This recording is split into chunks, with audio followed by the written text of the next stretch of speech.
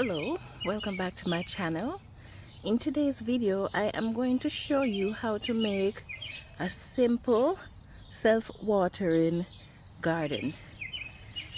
So I'm just gonna start off by using this 5-gallon bucket, and 2 inches from the bottom up I am going to create a hole.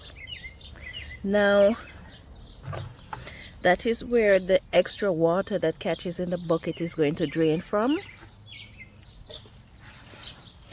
There are many different types of bits that you can use to create this hole, and that depends.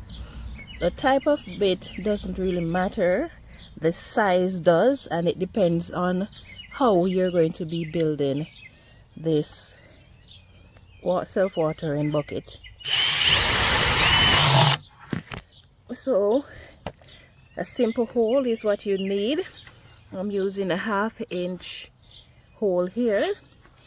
All of my other self-watering buckets were drilled with a 3/4 inch bit, and there are 2 methods that I use to fix this end, to finish this end off. In this case, all I'm going to be doing is just drilling a hole and putting the material in the bucket, but I am going to show you what I did with the other self-watering buckets that I have. Now this bucket used to be, or was being prepared to be, a part of my strawberry hydroponic system, which is why I have this tiny hole in the bucket, because as mentioned in one of my previous videos, the towers like this one was inside the hole that you see in the top of the bucket. So I'm going to be putting 2 inches of gravel in here. So I'm just gonna put this where it's supposed to go,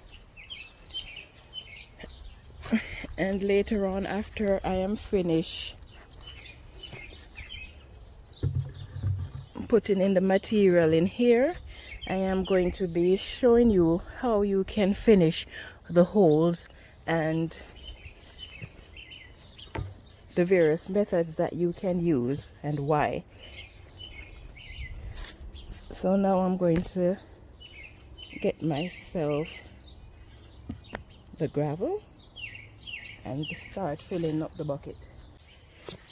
If it doesn't matter to you where the extra water from your bucket goes, then this system works perfect in that you just simply drill the holes and then add your material here.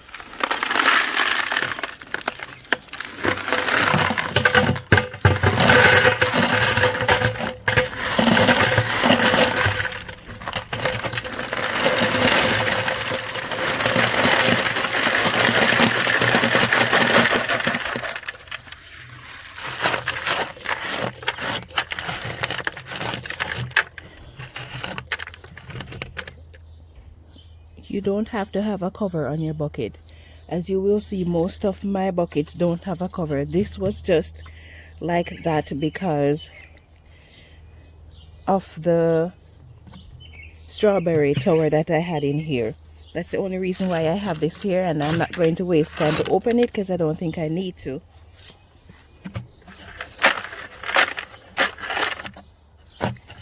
So I'm just leveling off the stone in there.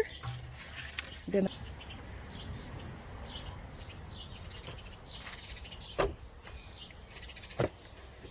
and you're going to need to add your nutrients to the soil.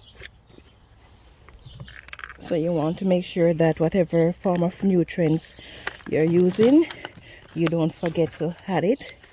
I have mulch mixed in with the soil, and I'm going to be adding some worm castings to it.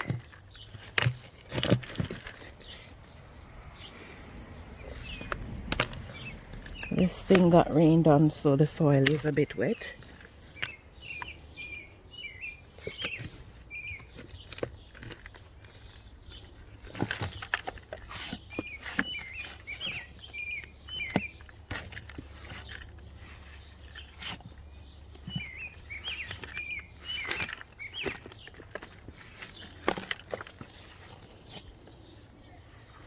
never fill my buckets all the way up to the top,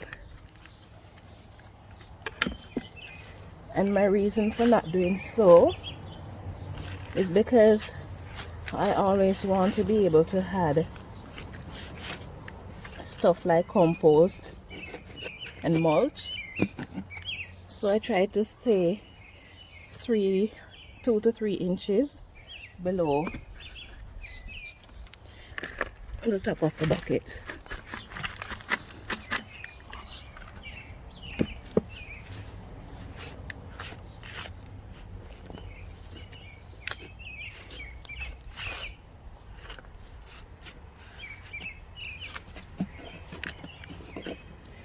It's a bit muddy because of the rain we got a few days ago.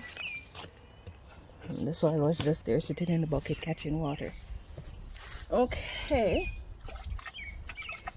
So the hole in your bucket to drain the water, you're going to position it based on where you want your water to run.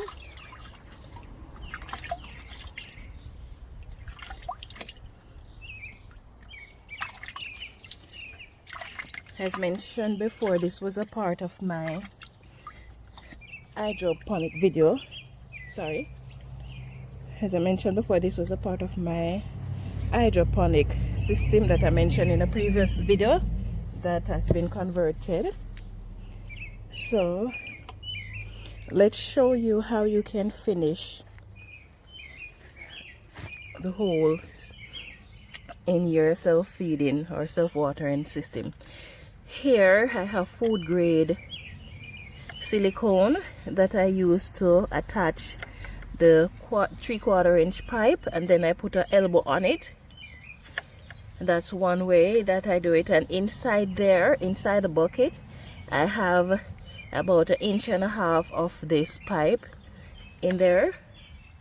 Now this is the drain pipe, and this used to be the system that feeds the buckets with the water. Now the next method is that you can drill the hole in your bucket. This is a 3/4 inch, so I use a 3/4 inch grommet, and that is what seals the pipe into the bucket so that it doesn't leak and so that the pipe doesn't move around. So if you are concerned about where the water goes from your self-watering system, then it is nice to do something like this. So I put a 1 inch hole in the drain pipe, and this is a 3/4 inch pipe, so 1 inch, so that this can fit in there perfectly. And then it drains down here. The water comes out here and drains into the bucket. Now, because this water will be coming from your self-watering system and it's going to be passing through your soil and all, it means that it can have some amount of nutrients in there. So you can always take the water that is collected from there and use it to re-water your plants. It might have a bit of nutrients in there too. So if you want to control where the water from your self-watering system goes, then you need to set up something like this and have a catchment for it. Or if you're not interested in catching and reuse the water, then there's just have a system like this in place where you drain the water to wherever you want it to go. If you're not concerned, then all you have to do is just simply drill the hole into the bucket and the water just flows out on the ground, and that's it. Nothing to worry about. So that is how I build my self-watering system. 2 inches from the bottom you have your hole, and if you want to have additional attachments, and then 2 inches up, just enough to cover the hole. That will allow proper drainage if you have 2 inches of gravel in the bottom, and it also prevents your soil from washing out of the bucket easily. So those are the 2 reasons why I have the gravel in the bottom. Excuse me. That is why I have 2 reasons why I have the gravel in the bottom. One is to make sure that the water can drain out properly and it does not allow the dirt or your soil to flow out of the bucket easily, because you don't want to have to be topping up constantly because you're losing your soil. It would not make sense, right? Okay, so that's it for now. I thank you for watching. If you enjoyed this video, please give me a thumbs up, share it with your friends. If you're new to my channel, welcome. Please subscribe. Don't forget to turn on your notification, and I hope you have yourself a wonderful day.